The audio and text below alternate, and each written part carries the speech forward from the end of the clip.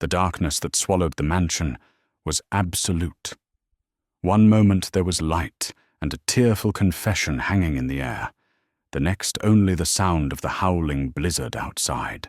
A woman's terrified gasp was cut short by a deep, resonant thump hiss that echoed through the hallways. It was the sound of steel shutters slamming down over every window, turning the home into a fortress or a tomb. "What was that?" she whispered in the sudden, suffocating silence. Emergency lights flickered on, casting long, menacing shadows. The billionaire didn't look at her. His eyes were fixed on his phone, which displayed a grainy image from an outdoor camera.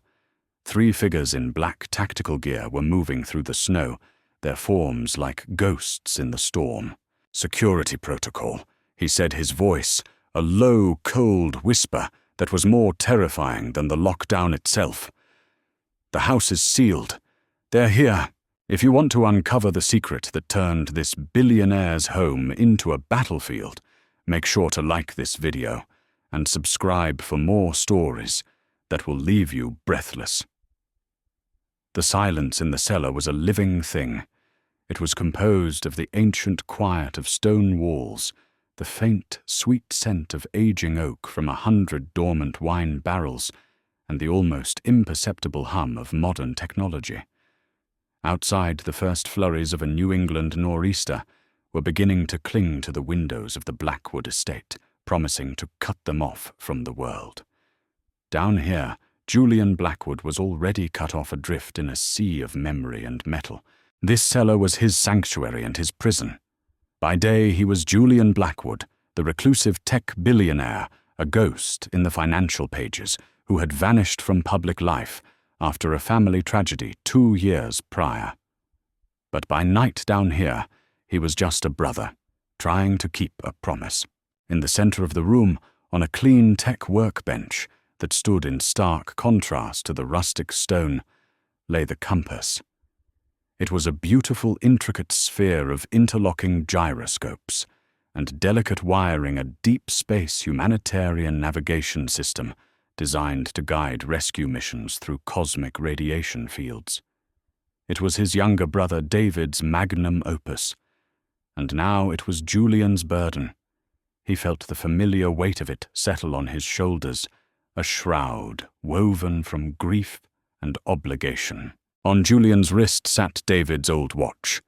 It was a simple steel-cased timepiece, with a scratch across the crystal, a flaw from a long-forgotten bike ride they'd shared as kids. The watch was broken, perpetually running exactly 5 minutes slow. A constant, cruel reminder of the time he had lost, of the 5 minutes he would have given his entire fortune for on the night of the accident. He never corrected it.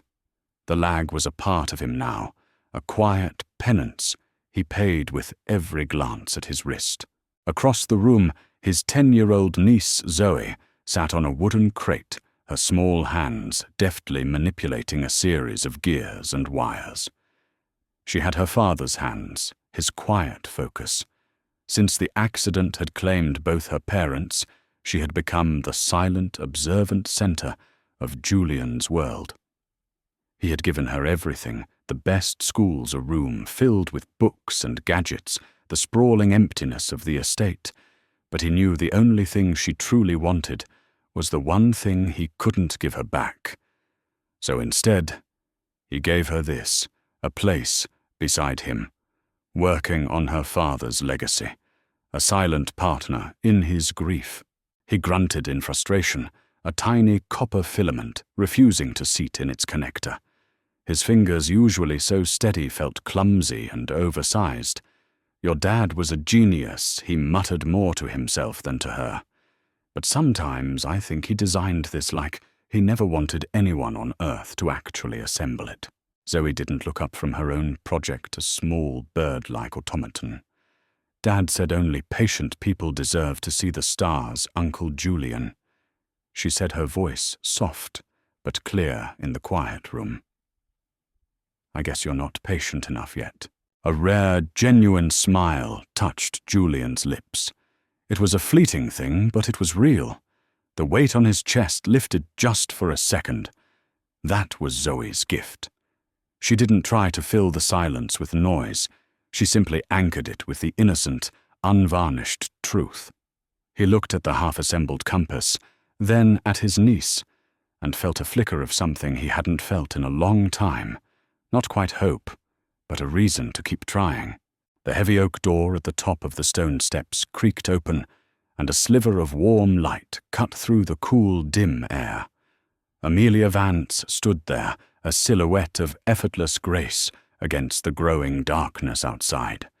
In her hands were 2 mugs, steam coiling from them like captured spirits.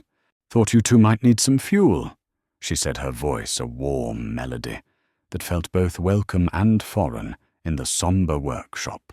Amelia was the opposite of this cellar. She was light art and easy laughter. An acclaimed art critic, she had walked into his grey, ordered life 6 months ago and hung colour on the walls. She was patient with his grief kind to Zoe and never pushed him to talk about the past. She had been in every way a saving grace, and he was deeply in love with her. He was going to ask her to marry him. The ring a simple band with a single perfect sapphire, the colour of her eyes, was hidden in his study. She walked down the steps, her tailored cashmere sweater and trousers making no sound on the stone. She handed a mug to Julian, her fingers brushing his. The simple touch sent a jolt of warmth through him. Still wrestling with that guidance module. "It's wrestling with me," Julian admitted, taking a sip. The coffee was perfect, a dark roast with a hint of cinnamon, just as it always was. Amelia remembered everything. She smiled at Zoe. "And what are you building, little genius?" Her friend Zoe said, simply holding up the metal bird. Its wings were now attached, delicate and intricate. Amelia's gaze swept across the workshop, her eyes alight with a gentle curiosity that Julian found endearing. It lingered for a moment on the compass, her smile faltering for just a fraction of a second. It was a flicker of something he couldn't quite name. Not admiration, not confusion, but something more complex, like a shadow passing over the sun. Then it was gone, replaced by her usual warmth, as her eyes moved to a small, sleek rover-bot sitting on a side table. It had been her anniversary gift to him a month ago. To help the great explorer map his new frontiers, she'd said with a playful wink. It was a thoughtful, if expensive gesture, another piece of her light in his shadowed world. "Well, don't let me disturb the master and his apprentice," Amelia said, giving Julian's shoulder a gentle squeeze. Her touch was warm, reassuring. "Dinner will be ready in an hour. I made your favourite." He watched her ascend the stairs, the heavy door closing behind her, plunging the cellar back into its familiar, isolated quiet. But the silence felt different now, charged with the lingering scent of her perfume and the echo of that fleeting, unreadable expression. A single errant brushstroke on a perfectly monochrome canvas. He shook his head, blaming it on fatigue, and turned back to the compass. He had a promise to keep and a future to build. He glanced at the broken watch on his wrist, its 5-minute lag, a silent, ticking metronome for a heart that was ever so slowly learning to beat again. For a while, the only sounds were the soft scrape of metal on metal and the whisper of the snowstorm beginning to howl against the thick stone walls of the estate. The world outside was disappearing under a blanket of white, but down here time was measured in circuits and code. Julian had finally managed to seat the troublesome filament, his focus. Absolute. He was lost in the schematics, tracing the elegant, impossible lines of his brother's mind, when Zoe's voice, barely a breath, cut through his concentration. "Uncle Julian." He looked up. She was no longer working on her automaton. She was standing perfectly still, her small body rigid, her gaze fixed on the rover-bot Amelia had gifted him. It sat on the cluttered side table, a piece of high-tech sculpture among the organized chaos of his work. "What is it, sweetie?" She didn't answer right away. She pointed a small, steady finger, her knuckles white. The eye on that robot. It just blinked. Julian's blood went cold. He set his tools down with a deliberate, silent precision. He knew every piece of technology in this room. He knew their power cycles, their standby lights, their operational tells. The rover was a simple, remote-controlled mapping unit. Its optical sensor was passive. It shouldn't blink. Not unless it was recording. Not unless it was transmitting. He walked over to the table, his movements slow, and measured a predator, sensing a trap in its own lair. This wasn't just a potential security breach. It was a desecration. This room, this project, was sacred ground, built on a foundation of grief and a solemn promise. The idea of an uninvited eye in this space, watching him, watching Zoe, felt like a violation of the deepest kind. He picked up the rover. It was heavy, its matte black chassis, cool to the touch. He turned it over his eyes, scanning the surface with the practiced scrutiny of a man who'd built an empire on seeing what others missed. There nestled almost invisibly beside the main optical lens was a pinprick, a dark, glossy dot so small it could have been a manufacturing defect. But as he tilted it under the focused beam of his work lamp, he saw the faint, telltale shimmer of a micro-lens no bigger than the head of a pin. He didn't need any more proof. His first instinct was a surge of white-hot rage, a desire to smash the device against the stone floor until it was nothing but a pile of plastic and shattered glass. But one look at Zoe's wide, watching eyes anchored him. She wasn't scared. She was waiting for him to see what she saw. He took a deep, steadying breath, the air burning in his lungs. "Zoe," he said, his voice, a low, calm whisper that cost him every ounce of his control. "I need you to listen to me very carefully. From now until I say so, we're going to play a game. It's called the quiet game, a spy game. Everything we do from now on is a secret. Can you do that for me?" She nodded, her expression intensely serious. Her gaze flickered from his face to the robot in his hands, and back again. She stepped closer, her small form a bastion of unexpected strength. "So what's our password?" she asked, her voice just as low as his. "I think it should be chocolate chip cookie." No one would ever suspect a password that delicious. For the second time that night, Julian felt the corner of his mouth twitch into a smile. It was a pained, fragile thing, but it was there. The sheer unexpected innocence of her logic was a pinprick of light in a suddenly very dark room. It was a reminder of who he was fighting for. It wasn't just about a project anymore.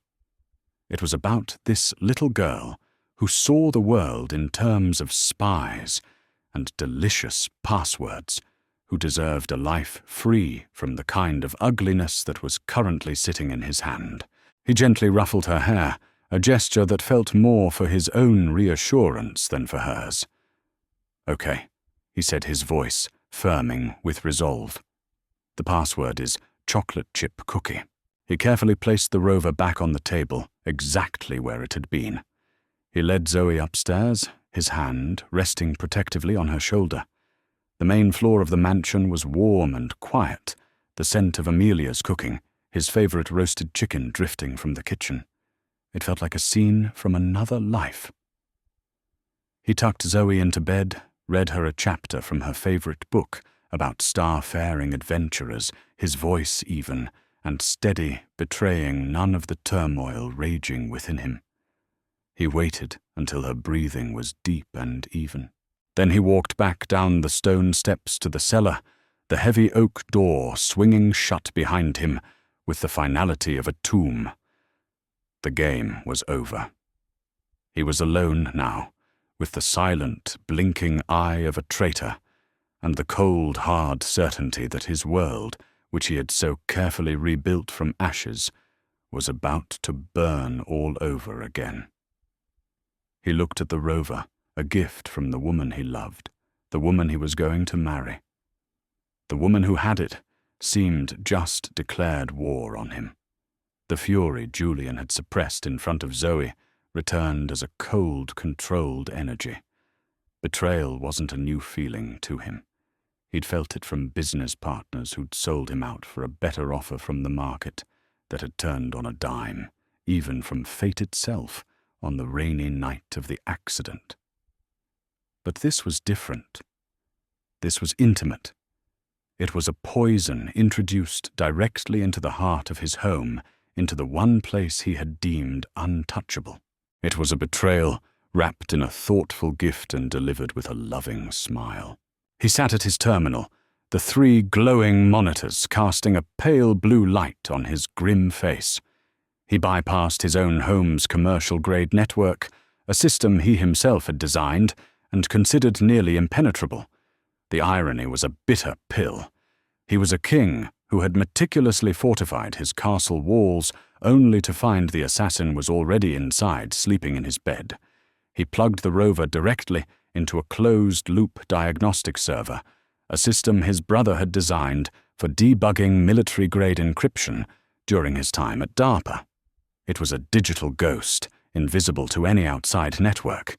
It was overkill, but right now, Julian felt that overkill was an underrated virtue. His fingers flew across the keyboard, the soft clatter of keys, the only sound in the cavernous cellar. Lines of code scrolled across the screen. He wasn't just looking for a signal. He was hunting for a signature, a digital fingerprint. The rover's operating system was clean, a standard commercial build, but buried deep within the firmware, masked as a routine diagnostic tool, was a sophisticated piece of spyware. It was elegant, efficient, and terrifyingly professional. This wasn't the work of an amateur. He initiated a passive network scan, his own system searching for other devices, broadcasting on the same encrypted frequency. His jaw tightened as the results began to populate a 3D map of the estate on his center screen. One blinking red dot appeared. The rover. Confirmation. Then another.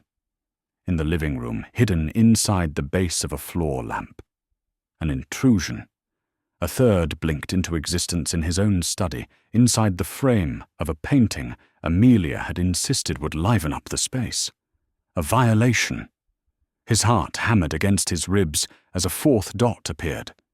In his bedroom, concealed within the smoke detector, directly above his bed. Monstrous. And then the 5th, a signal booster so faint it was almost background noise. In Zoe's room, tucked behind a bookshelf, he leaned back in his chair, a wave of nausea washing over him. This wasn't just surveillance. This was an occupation. They hadn't just bugged his office. They had colonized his life. They had watched him work, watched him grieve, watched him sleep. They had put an eye in his child's room. The thought was so grotesque it momentarily robbed him of breath. The protective rage he felt was so immense it was silent, a black hole of fury that consumed all other emotions. Who were they?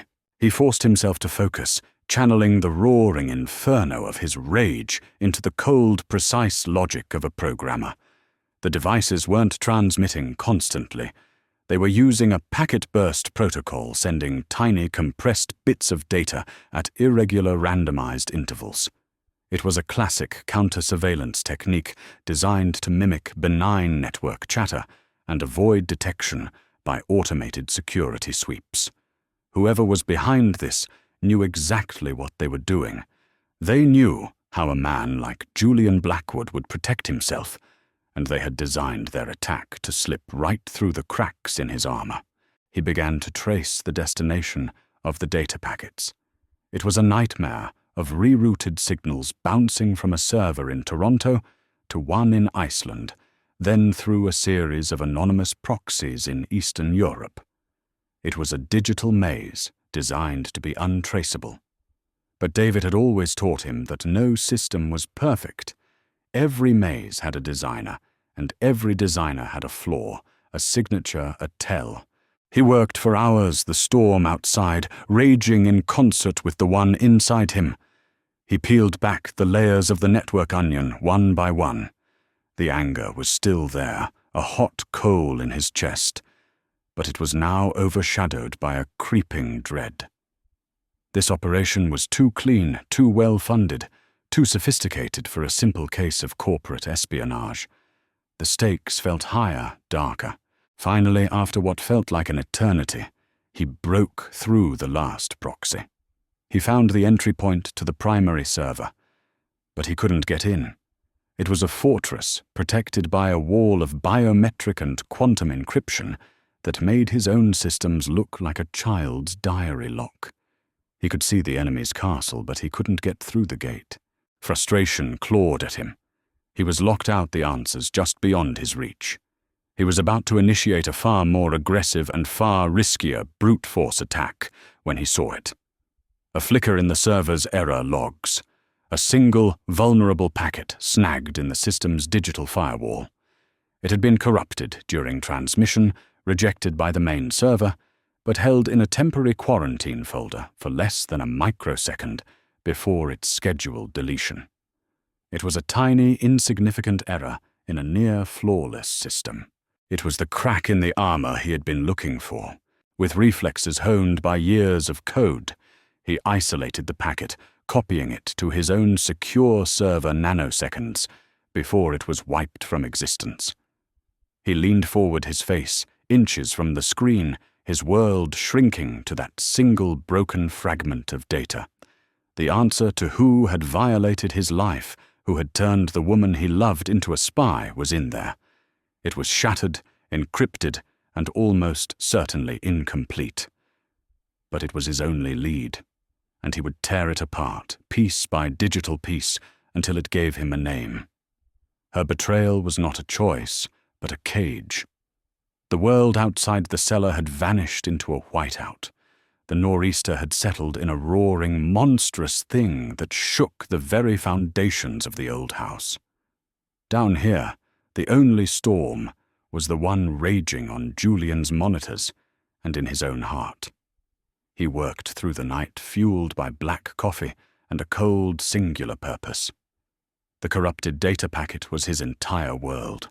He ran decryption algorithms, custom scripts his brother had written years ago, their file names like Ghosts from a Past Life, Chimera, Ex-Ghost Key, Ace. He watched progress bars crawl across the screen at an agonizingly slow pace. With every failed attempt, a piece of him hardened. He began to compartmentalize, pushing aside the image of Amelia's smile, her laugh, the scent of her perfume on his pillows. He had to. To do this work, he couldn't think of her as the woman he loved. He could only think of her as the enemy, the spy who had slept beside him, who had brought a Trojan horse into the heart of his fortress. He glanced at the watch on his wrist. 3:47 a.m. David's watch. 5 minutes slow. He felt a familiar pang, the ghost of a past failure. He hadn't been there for his brother in time. Was he too late now? Too late to understand, too late to salvage whatever was left of his life. He pushed the thought away, forcing his attention back to the screen. He tried a different approach, not brute-forcing the encryption, but looking for its seams. He analyzed the packet structure, searching for the digital equivalent of a loose thread. And he found one. A subtle redundancy in the timestamp data, a flaw so minor it would have been invisible to anyone but a true paranoid or a man with nothing left to lose. He targeted the flaw, writing a new script on the fly. His fingers were a blur. This was what he was truly good at, not running a company, not managing portfolios, but this, the pure, elegant logic of the machine. For a moment, he felt a flicker of connection to his brother, as if David were there looking over his shoulder, nodding in approval. The final line of code was entered. He hit Enter. For a moment, nothing happened. Then a new window flickered to life on his screen. The file was open. It wasn't what he expected. There were no bank account numbers, no corporate blueprints, no blackmail material against him. The first file that unscrambled was a low-resolution video feed. The timestamp was from 3 days ago. The location was a sterile white room, the kind you find in a low-budget clinic or a holding facility. A single bed, a small nightstand, and on the bed an old woman with thin silver hair and eyes wide with a quiet terror. She looked frail, hooked up to a simple IV drip. She was trying to be brave, but her trembling hands gave her away. Julian leaned closer, his brow furrowed. There was something familiar about her face, the line of her jaw, the shape of her eyes. He ran a facial recognition search against his private database, cross-referencing it with Amelia's personal files. A match came back in seconds. It was a picture of Amelia at a gallery opening 2 years ago, her arm around the same woman, both of them smiling. The caption read, "With my amazing mother, Eleanor Vance, celebrating her recovery." His blood ran cold.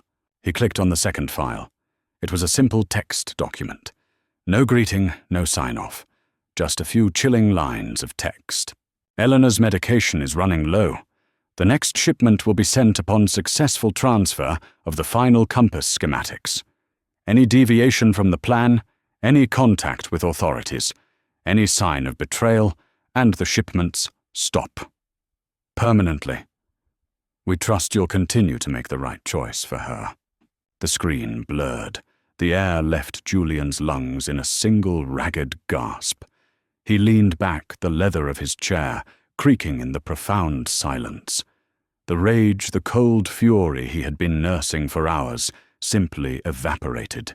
It vanished, leaving behind a hollow, aching void. It wasn't greed. It wasn't ambition.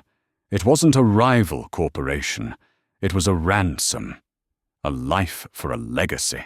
He looked at the face of Amelia's mother on the screen, then at a photo of Amelia on his desk, her smile bright and genuine. He remembered the flicker of something he'd sometimes see in her eyes when she thought he wasn't looking. He had thought it was sadness, a shadow from her own past. He realized now it was terror. She wasn't a predator who had hunted him. She was a cornered animal, caught in a trap so cruel it was almost unthinkable. And he, with all his money, all his power, all his security, had been a part of that trap. He had been the lock on her cage. He closed the laptop, the sudden darkness of the screen, a mirror to the abyss that had just opened up inside him. The snowstorm howled outside, a perfect symphony for the complete and utter devastation of his soul. He now faced a choice far more terrible than simply confronting a traitor. How do you confront a woman when her betrayal was an act of love? Truth doesn't always heal.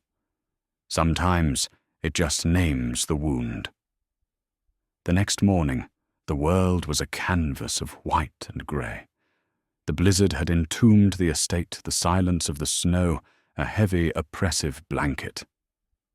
Julian hadn't slept. He had sat in the cellar, the face of Eleanor Vance, burned into his mind until the first pale light of dawn had crept through the high, narrow windows. He now understood the full, terrible weight of the situation. Amelia hadn't just been a spy. She had been a prisoner, and his home had been her gilded cage.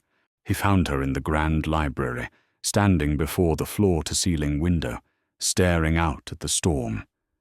She was dressed in a simple cream-colored sweater, but she held herself with a rigid tension that betrayed her inner turmoil. She didn't turn when he entered. She must have felt his presence a shift in the heavy air of the old room. He walked to the large mahogany table in the center of the room. He didn't speak. Instead, he slowly unclasped the broken watch from his wrist. David's watch. He placed it gently on the polished wood, the scratch on its crystal catching the muted morning light. It lay between them, a silent testament to promises and loss. "It's always 5 minutes slow," Julian said, his voice low and devoid of accusation. It was just a statement of fact. It's like I'm always arriving just a little too late to fix things. Amelia finally turned. Her face was pale, her beautiful eyes shadowed with exhaustion, and a deep, soul-crushing sadness. She looked at the watch, then at him. She had clearly prepared herself for anger, for fury, for a billionaire's righteous wrath. She was not prepared for the profound sorrow she saw in his gaze. He slid his phone across the table. The screen was lit, displaying the grainy image from the video feed. The image of her mother, frail and afraid. "Who are they, Amelia?" he asked, his voice still quiet, but carrying the weight of the entire sleepless night. That was what broke her. Not a raised voice, not a curse, not a threat. Just a question steeped in a pain that mirrored her own. Her composure shattered. A sob escaped her lips, a raw, ragged sound of a soul breaking apart. She sank into one of the leather armchairs, her face in her hands. The confession came in a torrent, a flood of words held back for months by fear and shame. "My father, he wasn't a good man," she began, her voice muffled by her hands. "He was a gambler, a wonderful, charming man who made terrible choices. He left us with nothing but debt. The kind of debt that doesn't just go away, to people who don't just send letters." She looked up, her eyes swimming in tears. "They were a private security firm at first," he said. "They invested in my gallery when no one else would. They were charming. They helped me. And then one day the help stopped being free." She told him everything. How they had leveraged her father's debt, threatening to ruin her reputation, to destroy the small life she had built for herself and her mother. When she refused to cooperate, they had gone after the one person she had left. "They took my mother." She whispered the words themselves, seeming to cause her physical pain. "They didn't hurt her. Not physically. They just moved her to one of their private clinics. They said her health was fragile, that she needed special care. They control her medication, Julian. Every dose, every single day. They told me if I ever wanted to see her healthy again, I had to get them the compass." "Why? What do they want with it?" he asked, already knowing the answer, but needing to hear it from her. "It's not about the money," she said, shaking her head. "It's about what it can do. The compass isn't just a navigation system. It's core programming, David's genius. It can create a perfect digital ghost, untraceable movement, untraceable communication. For them, it's the key to moving anything, weapons, money, people, anywhere in the world without leaving a trace. It's the ultimate tool for a criminal empire." He finally understood the full monstrous scope of it. "I love you, Julian." She cried, the words torn from her, raw and desperate. "I swear to you that was never part of the lie. It's the one true thing in all of this. Falling in love with you.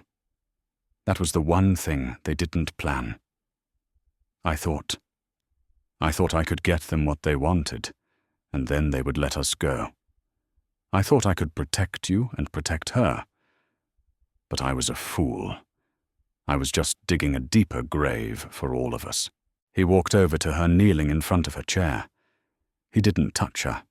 He just looked at her, his heart a knot of conflicting emotions, pity, sorrow, and a strange, fierce desire to protect this woman who had betrayed him so completely.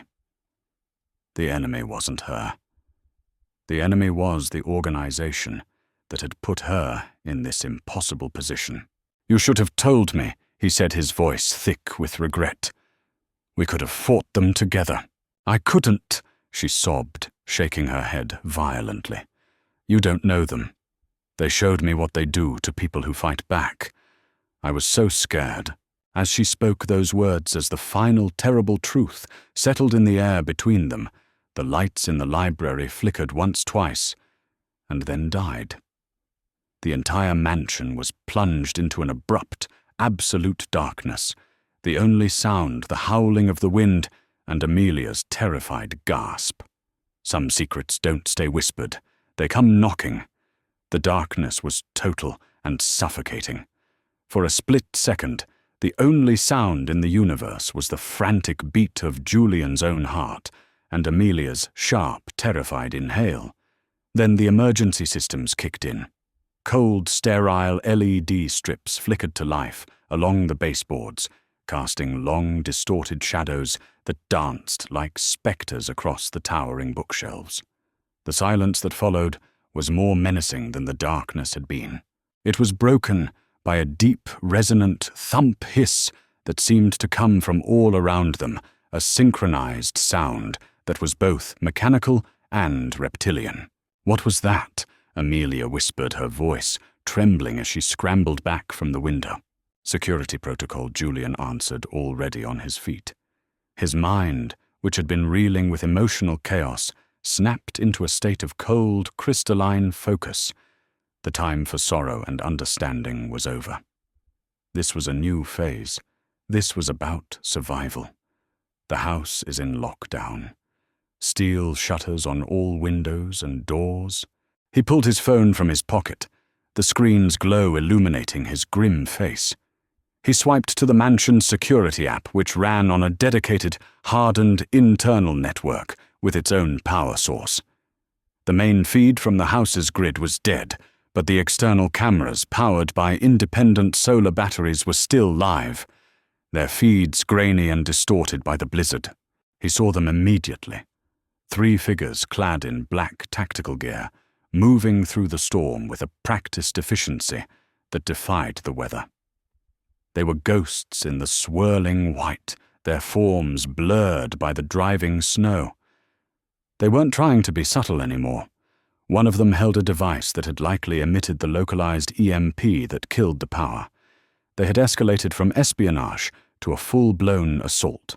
"They're here," he said, his voice flat and hard. He showed the screen to Amelia. The color drained from her face, leaving it a mask of pure terror. They came for it. She breathed, her hand flying to her mouth. "They knew the transfer was supposed to be tonight. They must have thought I had it, and that something went wrong." Another sound echoed through the house, louder this time. A heavy metallic clang from the direction of the front door. They were testing the defenses. Julian's mind raced, calculating, assessing. The main house was a fortress, but no fortress was impregnable. Their goal wasn't the house itself. Their goal was the cellar. Their goal was the compass. And in the cellar with the emergency lockdown, engaged was Zoe. "Zoe," Julian said, his voice tight with a fear he hadn't allowed himself to feel until this moment. The lockdown isolates each section. The cellar door is a 2-foot-thick vault. She's safe in there for now. But they'll head there first. He had to get to her. He had to get to the workshop. That was the command center. That was their only hope. "Come on," he said, taking Amelia's arm. Her skin was ice cold, but she didn't resist. He pulled her from the chair, his grip firm. "We need to move. Now." He led her out of the library and into the main hallway. The mansion, usually so warm and inviting, felt like a mausoleum. The emergency lights cast everything in a stark, clinical glow. Every familiar painting, every piece of antique furniture seemed alien and menacing. The house was no longer a home. It was a battlefield. Clang, boom. The sound was closer now, coming from the west wing. They were using a battering ram on the terrace doors. The reinforced steel shutters would hold, but not forever. "They know the layout," Amelia said, her voice a strained whisper as she huddled close to him. "When they first approached me, they gave me schematics. They've studied this place. They know where the weak points are." "Of course they have," Julian muttered. They were always one step ahead. He guided them towards a narrow service staircase, hidden behind a heavy medieval tapestry in the main hall. It was a relic from the original 19th century design of the house, a route the staff would have used to move unseen. It was their best chance to get to the cellar entrance without being detected. As they slipped behind the heavy woven fabric, plunging into the narrow, dusty darkness of the stairwell, Julian's phone buzzed in his hand. It was a notification from the cellar's internal sensors. Proximity alert at the cellar's main vault door. They weren't just at the front door. They were already downstairs. There must have been another team that entered from a different point. He felt a primal fear grip him colder and sharper than any business deal gone wrong. They were a floor away from his niece. He pushed Amelia ahead of him up the stairs. Faster, he urged his voice, a harsh rasp. From below they heard a new sound, one that made Julian's blood run cold and brought a fresh wave of tears to Amelia's eyes. It was the high-pitched, whining scream of a thermal lance, a tool that could cut through bank vaults, a tool that could turn his 2-foot-thick steel door into molten slag. They weren't trying to break in anymore. They were melting their way through. Time had just run out. Sometimes the only weapon you have left is a ghost's legacy. They emerged from the cramped, dusty maintenance shaft into the cool, tense air of the cellar. The high-pitched scream of the thermal lance was deafening now, a physical assault on the senses. Across the room, the main vault door glowed a dull, angry red at its center, the heat from the lance, palpable even from 20 feet away. Zoe was huddled under the workbench, clutching her metal bird, her eyes wide but tearless, fixed on the terrifying glowing spot. "Uncle Julian," she cried, a wave of relief washing over her face as she ran to him, a small body colliding with his legs. He hugged her tight, burying his face in her hair for a split second. "It's okay, sweetie. I'm here. We're all here." He looked at Amelia, who was staring at the glowing vault door, her face a mask of horror. "They're almost through," she said, her voice shaking. "We can't fight them." Julian stated, his eyes darting around the workshop, his mind cataloguing every tool, every piece of equipment, every potential asset. "They're armed and we're not. But this is my brother's workshop. This is my world." He strode to the main console. "We're not going to fight them. We're going to outthink them." He powered up the compass's core systems, connecting them to the workshop's internal sensor array. A 3D holographic map of the estate materialized in the air above the workbench, a ghostly blue replica of their prison. 3 red heat signatures pulsed on the other side of the door, clustered around the glowing weak point. "The compass can map thermal and acoustic signatures through solid objects," Julian explained, his voice low and urgent. "We can see their every move. We just need to move them." Zoe, her fear seemingly forgotten and replaced by a familiar, focused curiosity, stepped forward. She pointed to a small, sleek quadcopter drone on a shelf. The drone, she said, her mind clearly working on the same wavelength as his. "Its guidance system runs on a separate, localized frequency. I can recalibrate it." "What are you thinking?" Julian asked, turning his full attention to her. "Dad said the best way to win against a strong enemy is to make them confused." Zoe said, her small fingers already flying across a tablet she'd grabbed from the bench. "I can make it emit a high-frequency pulse. It won't hurt them, but it will overload their comms headsets with static. And I can make it sound like it's coming from the east wing from the library." Julian looked at his niece with a surge of raw pride. She was David's daughter through and through. "Do it." While Zoe worked, her brow furrowed in concentration, Amelia pointed to a section of the holographic map. Here, she said, her voice gaining a new strength, a firmness born of desperation. "This is a structural weak point in the floor of the main hall, right above the old wine-tasting room. I saw it on the original blueprints when I was planning the renovation. It's directly over a support arch. If you could create a strong enough focused sonic vibration..." We could trigger a partial collapse.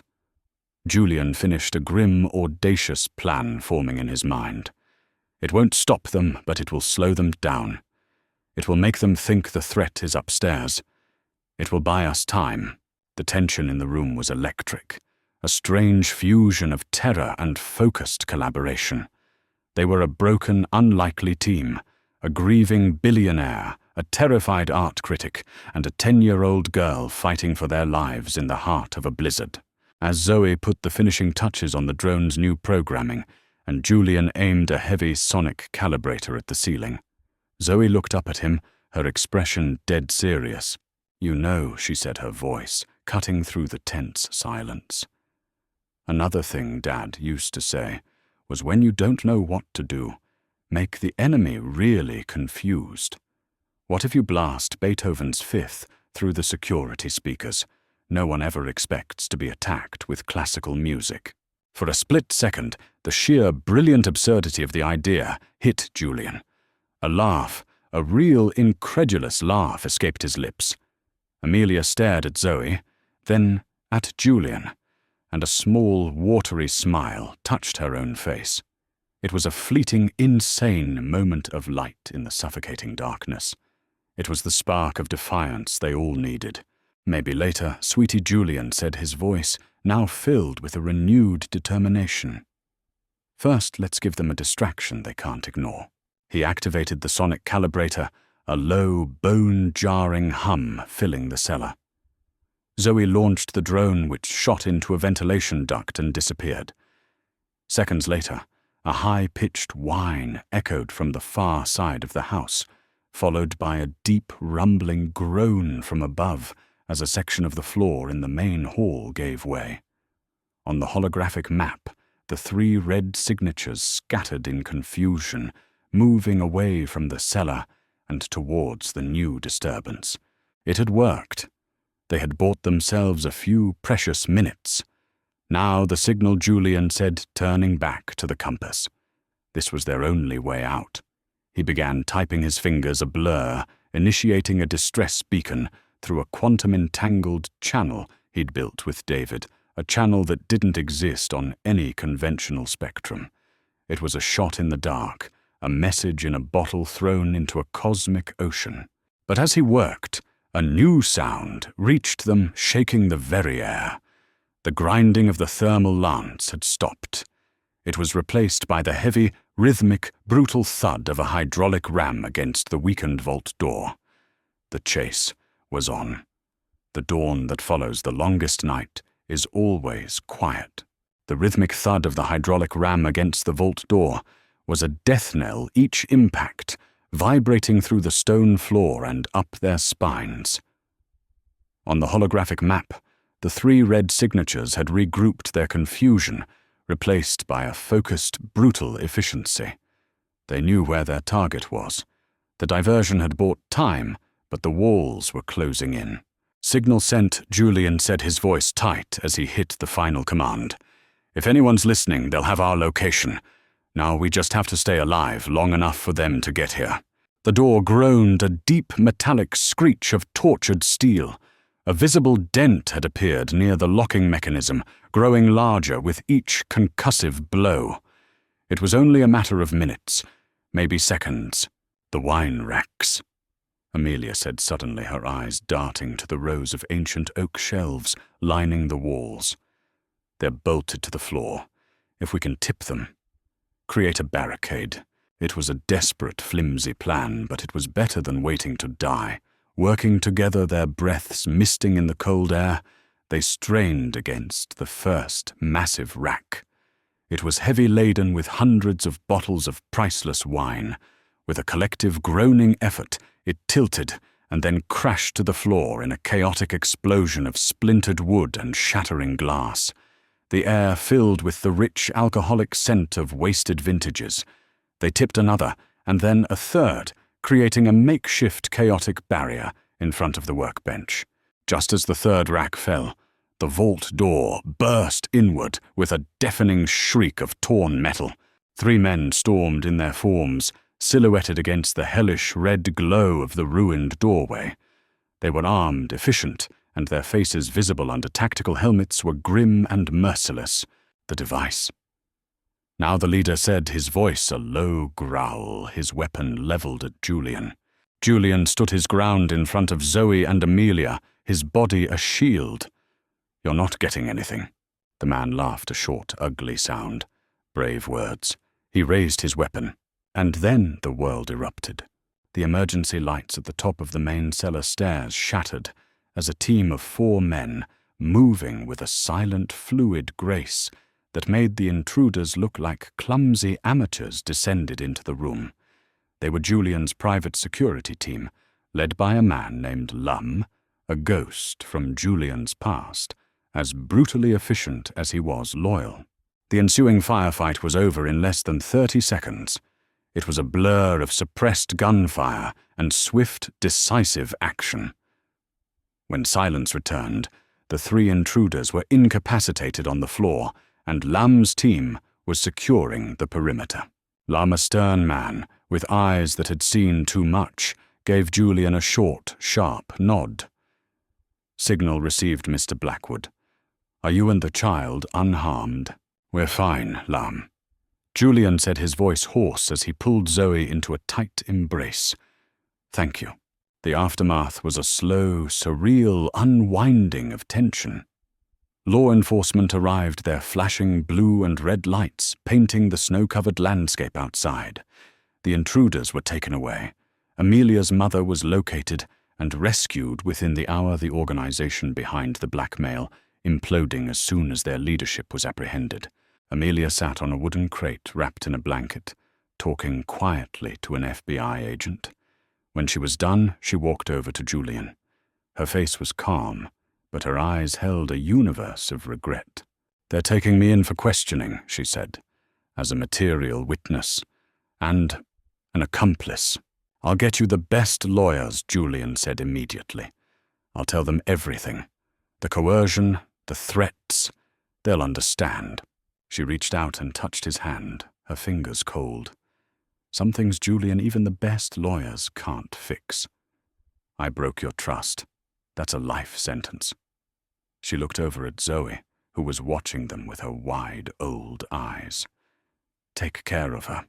He watched her walk up the stone steps, escorted by an agent. It wasn't a victory. It was a tragedy with survivors. Hours later, as the first rays of dawn broke through the clouds, the storm finally passed. The world was blanketed in a pristine, silent layer of snow. Julian and Zoe stood in the library, looking out the window at the new day.